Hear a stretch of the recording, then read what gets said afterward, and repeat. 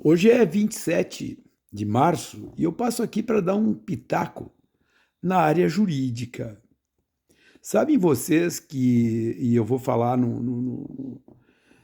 em português claríssimo, que o Supremo Tribunal Federal faz cagadas extraordinárias. Extraordinárias, sem trocadilho com o recurso extraordinário, que é o elemento processual que leva as matérias ao exame do Supremo Tribunal Federal. O Supremo Tribunal Federal, quando resolve fazer política, ele faz cagadas gigantescas. Por exemplo, quando o Supremo Tribunal Federal determinou o fim das contribuições privadas para as campanhas eleitorais, o que ele fez? Jogou as campanhas eleitorais na mão do crime organizado. Simples assim. Pegou o orçamento público, hoje, por exemplo, está separado para as eleições municipais algo perto de 7 bilhões de reais para financiar as campanhas. Por quê? Porque o Supremo Tribunal Federal, com a relatoria do Barroso, entendeu que na Constituição isso é inviável. Só que até hoje ninguém conseguiu mostrar onde isso está na Constituição. Está aí o negócio. Hoje em dia é comprovado que o crime organizado é o grande financiador de algumas campanhas em alguns lugares, notadamente no Rio de Janeiro. Quem é que criou isso? Supremo Tribunal Federal. Qual é a bobagem da hora que anos depois vem para a mesa e para o colo dos brasileiros? É o tal de foro privilegiado, que de privilegiado não tem nada. Por quê? Porque se trata de julgamento numa única instância. Qualquer cidadão, quando é julgado, quando é submetido à justiça, ele tem justiça de primeira instância, segunda instância, Superior Tribunal de Justiça e Supremo Tribunal Federal.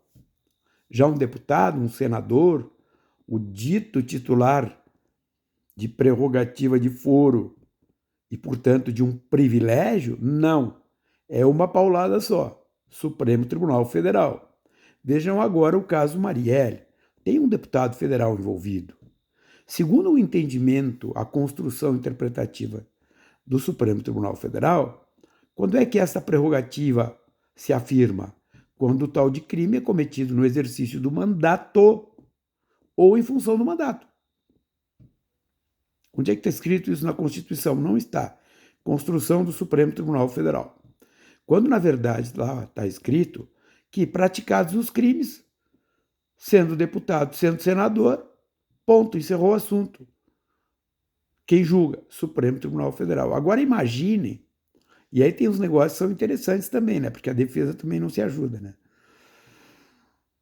O tal de brasão, se esse brasão for cassado, se ele perder o mandato, pelo entendimento atual do Supremo Tribunal Federal, cai o chamado foro privilegiado. Vai para onde? Não volta para a primeira instância, por uma razão simples.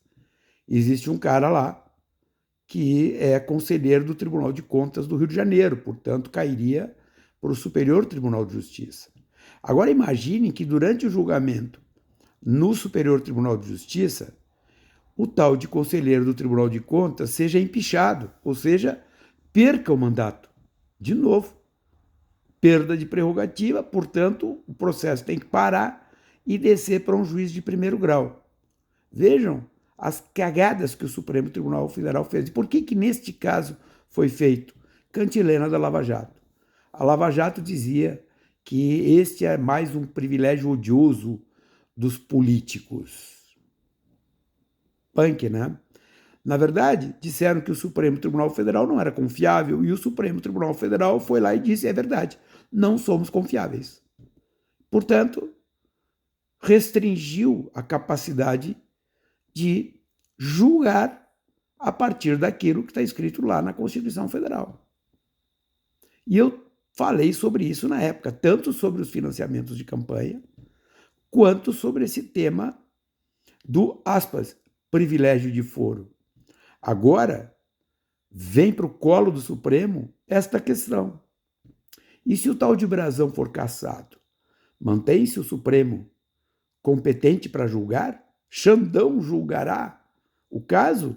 Segundo o entendimento do Supremo, vigente hoje, não.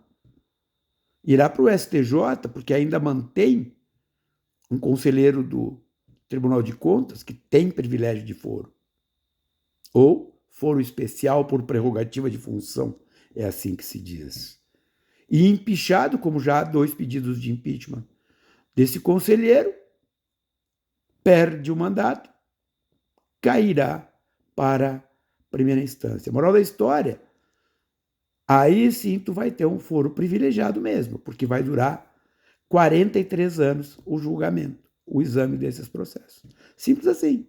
Por se cair para a primeira instância, julga na primeira instância, vai para a segunda instância, vai para o STJ e pode chegar no Supremo, ao passo que, se a Constituição for observada com os textos que estão ali, literais, segue o baile e o Supremo julga. Deu para bola, tem um deputado federal na parada. Simples assim. Mesma coisa o tema dos financiamentos de campanha. Estas construções, que são verdadeiras ações políticas, e isso é uma verdade do Supremo Tribunal Federal, quando feitas por não políticos, geram isso que está acontecendo agora. E assim vai ser, e assim tem sido. Portanto, como jurista que sou, do alto dos meus títulos acadêmicos, mestre em Direito, doutor em Direito, vos digo, Cícero no Senado Romano falaria com todas as letras.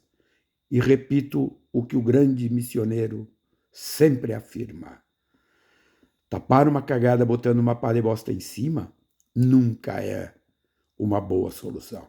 Acreditem nisso. Acreditem nisso.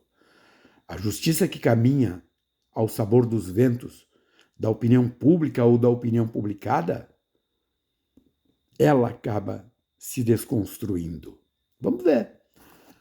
De novo, o Supremo vai ter que examinar essa matéria e tomara que mude o entendimento que ainda é o vigente. Buenas, fazia tempo que eu não falava só sobre direito. Falei,